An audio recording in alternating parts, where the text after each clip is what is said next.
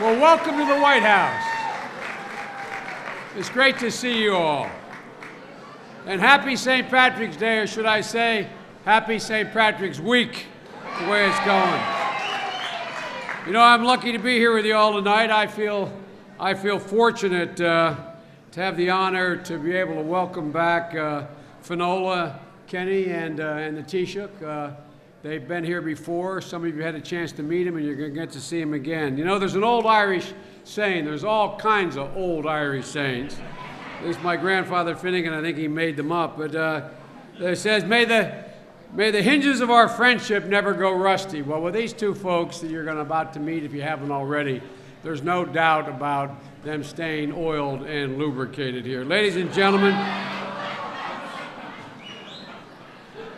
now for you who are not full Irish in this room, lubricated has a different meaning for us all. Ladies and gentlemen, we're here tonight to celebrate the friendship between two great nations, Ireland and the United States. William Butler Yeats referred to Ireland as, quote, a worldwide nation. Our Irish heritage has touched many, many people, many more people than could possibly fit on that beautiful Emerald Isle. America and Ireland are the two nations that define me the most, and I expect most of you in this room. Our countries share a bond that goes all the way back to the beginning of our country.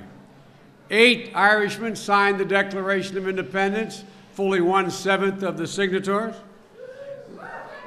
Since then, half our presidents have claimed Irish blood, including the one I'm about to introduce.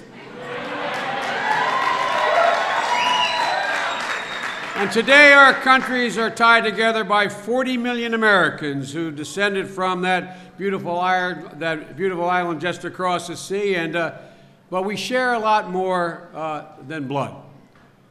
And I think everyone here will understand this. I think we share a set of values that is sort of stamped into our DNA.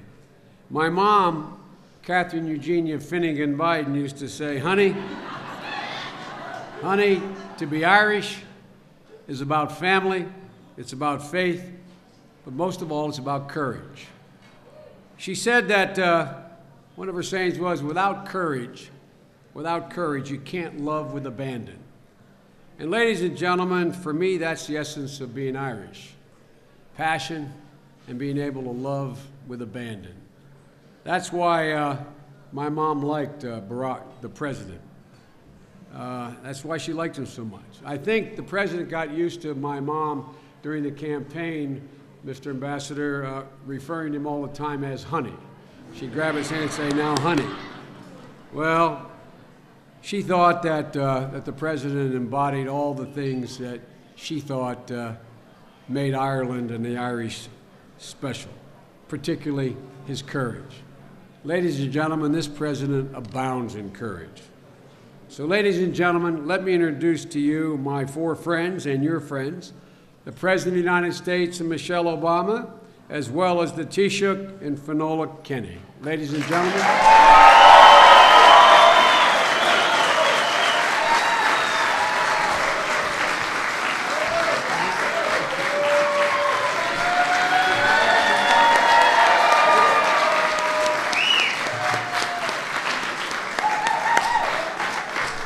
Hello, everybody. Well, welcome to the White House. This does not sound like a shy crowd. As you may have noticed, today is not, in fact, St. Patrick's Day.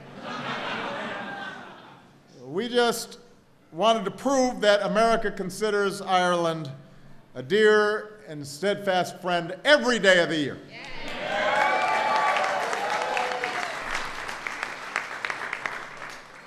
Some of you may have noticed we even brought the cherry blossoms out early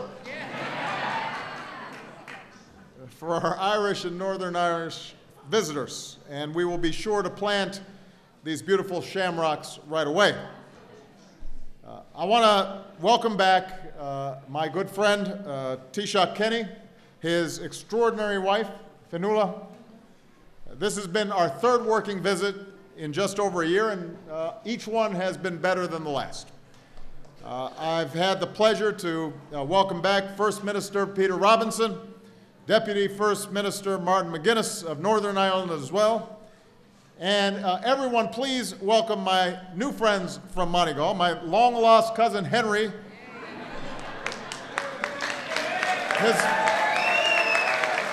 his mother Mary is here as well, and my favorite pub keeper Ollie Hayes is here with his beautiful wife.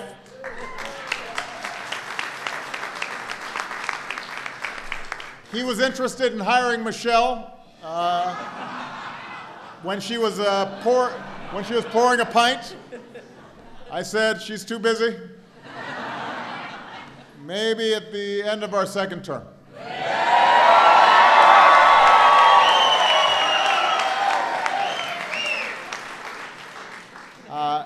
In return, I did take them out for a pint at the Dubliner here in Washington, D.C. on Saturday. That's right, I saw some of you there. I didn't take pictures. And I've asked them to please say hello to everybody back home for me. While there are too many Irish Americans to acknowledge by name here tonight, I do want to thank Martin O'Malley and his band for rocking the White House for the evening.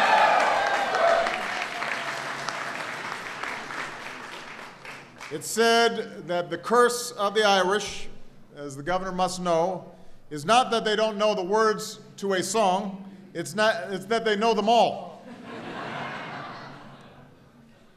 As you may know, I finally got to spend a day in Ireland with Michelle last May. I visited my ancestral village of Moneygall, saw my great-great-great-grandfather's house. I had the distinct honor of addressing the Irish people from College Green in Dublin. And when it comes to their famous reputation for hospitality and good cheer, the Irish outdid themselves. Michelle and I received absolutely the warmest of welcomes. And I've been trying to return the favor as best I can. There really was something magical about the whole day. And I know that I'm not the only person who feels that way when they visit Ireland. Even my most famously Irish American predecessor was surprised about how deeply Ireland affected him when he visited in his third year as president.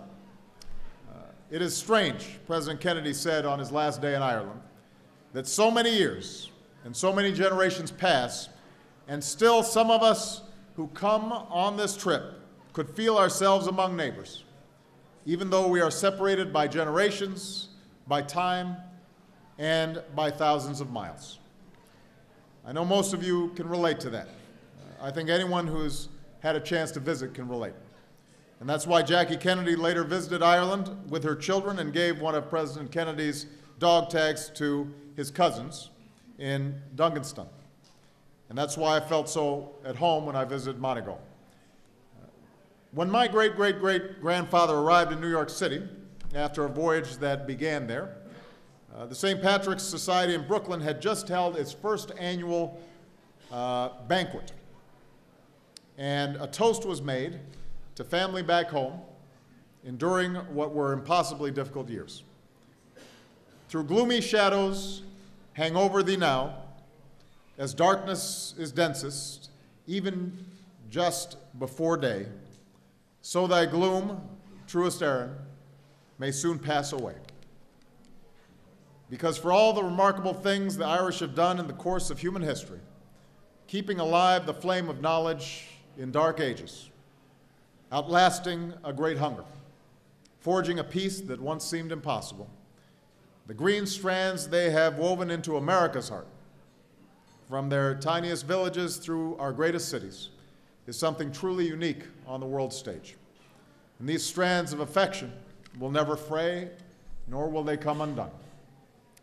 While those times and the troubles of later generations were far graver than anything we could fathom today, many of our people are still fighting to get back on solid ground after several challenging years. But we choose to rise to these times for the same reason we rose to those tougher times, because we are all proud peoples who share more than sprawling family trees. We are peoples who share an unshakable faith, an unbending commitment to our fellow man, and a resilient and audacious hope. And that's why I say of Ireland tonight what I said in Dublin last May: this little country that inspires the biggest things, its best days are still ahead. So I propose a toast to the Taoiseach and the people of Ireland. Do I have any? Where's my drink? Here it is, here it is. All right, here we go. It's only water, but obviously somebody didn't prepare. To quote your first president, Douglas Hyde, "A word is more lasting than the riches of the world." And tonight, grateful for our shared past and hopeful for our common future, I give my word to you, Mr. Prime Minister, and to the people of Ireland. As long as I am president, you will have a strong friend, a steadfast ally, and a faithful partner in the United States of America. Ladies and gentlemen, Taoiseach Kenny.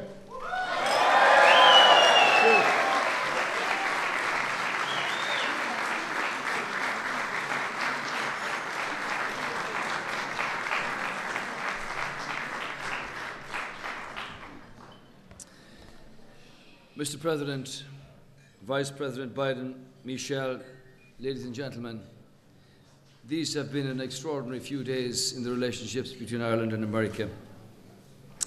Thank you for your warm invitation and for this warm welcome. Banach the nefela fadri arif, ervur chlan alling dilish, agus ervincher America. May the blessings of St. Patrick be with you, your families, and the American people. Ireland actually picked the best time of year for its national celebration. It's the time of year when the earth turns at the spring equinox, and as I say, the sea spreads its far sun crop to the north. This indeed is a blessed time, a time when we are thankful for our blessings, the blessings of being a proud and noble Irish people, the blessings of a dazzling generosity of heart and mind, and of a glittering imagination, the blessing of our children, our families, our friends like America. As Taoiseach, a year into this new government, I'm proud indeed to bring good news from home.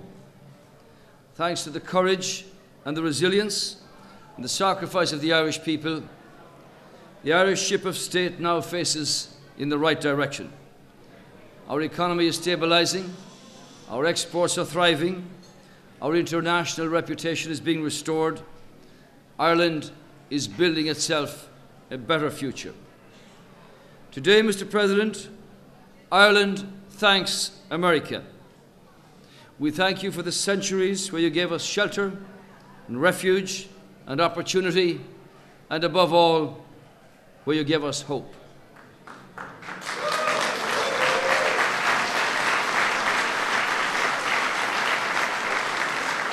In the Irish language, we have many phrases. One of them is Laisan Dhochas Gach Anro. That means hope cures every misery. It was that miracle, working hope, that brought millions of Irish people to your shores, yearning for a better life. Not everybody survived that journey. It is said that 80,000 Irish souls were lost to the Atlantic, victims of long hunger, of fever, and of destitution. Indeed, an ocean, a tide of lost ancestors. A bitter benediction of the waters dividing the old life and the new. Well, tonight, I remember them, we honour them, here in this White House, designed by an Irish architect and in our national hearts.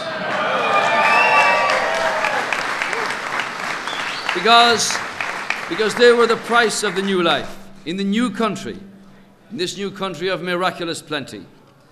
The survivors, among them one, Falmouth Kearney, walked straight off those ships, but ironically, they never stopped looking back, because our research shows that while their fellow arrivals saw emigration as an opportunity, For the Irish, it was always a tragedy. They were the dispossessed, their hearts, their minds in Ireland, their hopes and their futures in America. The least likely of any nation ever to return home, which is why what makes the Irish and what they did for America all the more heroic, all the more remarkable, all the more noble. Despite their longing for home, they gave their hands to work, their faith in God, their future to this United States of America. They became heroes of their own stories and, as a consequence, of America's story. Mr. President, today the Irish people are heroes of our own story. Today, persistent and determined and proud, we answer your question of belief in ourselves, because we believe that our country and our nation will succeed. When you came last May to that small, intimate homecoming in College Green, just the two Obamas, half of the US Secret Service, 100,000 enthralled Irish people, you, sir, the young president, stood in front of the old Irish House of Lords, and you promised that you would stand by us. Well, sir, you and America have kept your word. For Ireland, your door has been and is always open, and for that we thank you.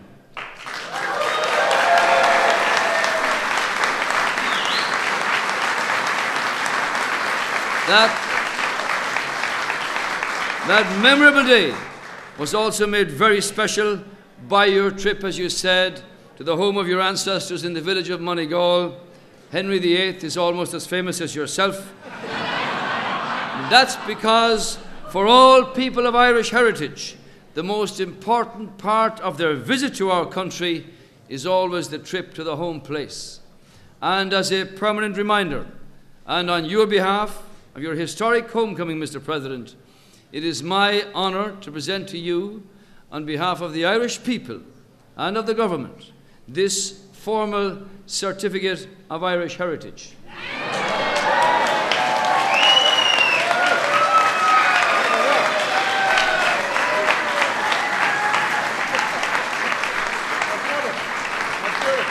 Next year,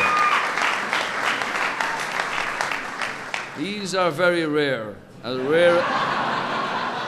rare as the man himself. Next year we celebrate the 50th anniversary of the homecoming of another one of our sons, John Fitzgerald Kennedy.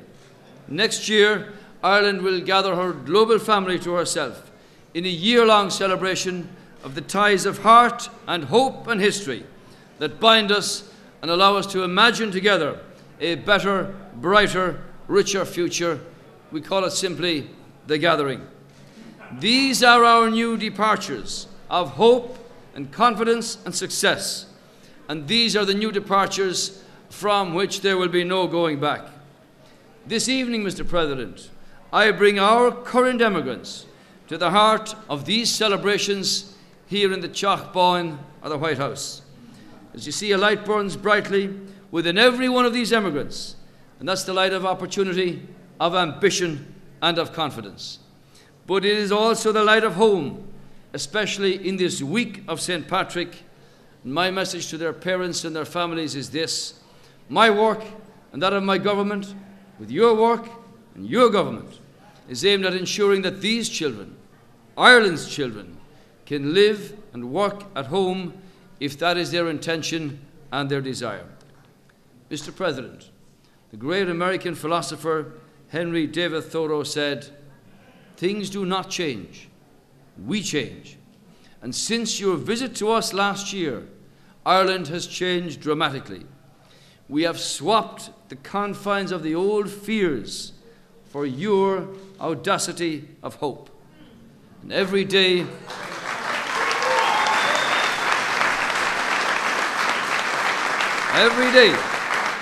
we work to create a better, more confident, more determined future.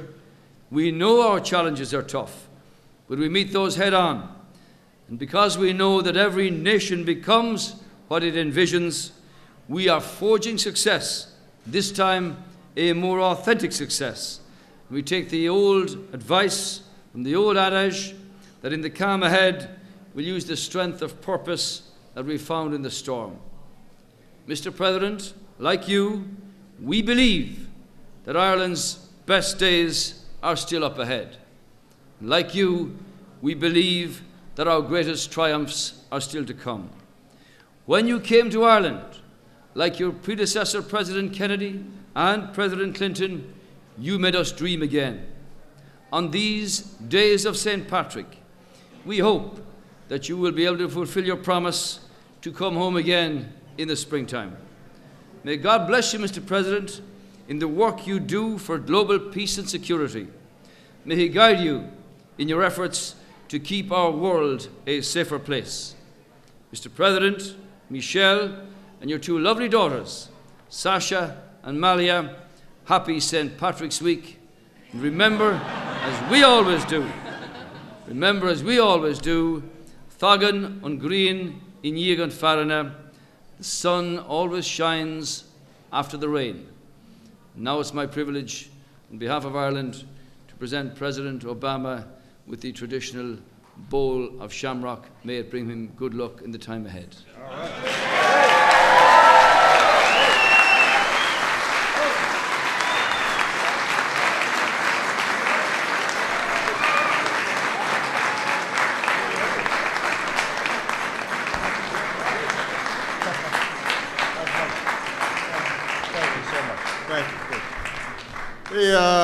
Well, thank you. First of all, this will have a special place of honor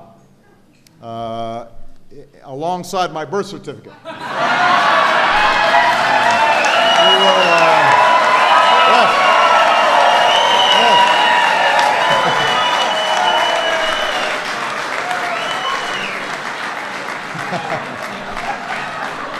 Absolutely.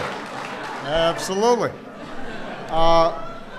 The Shamrocks have brought good luck to our garden over the past few years, and I am extraordinarily grateful to you, Taoiseach, and Fionnuala for just being such wonderful hosts to us when we were there. But I think that you get a sense from this crowd that you have a second home on the other side of the Atlantic, and that good cheer and warmth is fully reciprocated. So, happy St. Patrick's Week, everybody. God bless you. May God bless both our countries. Have a wonderful time while you're here. Don't break anything. All right.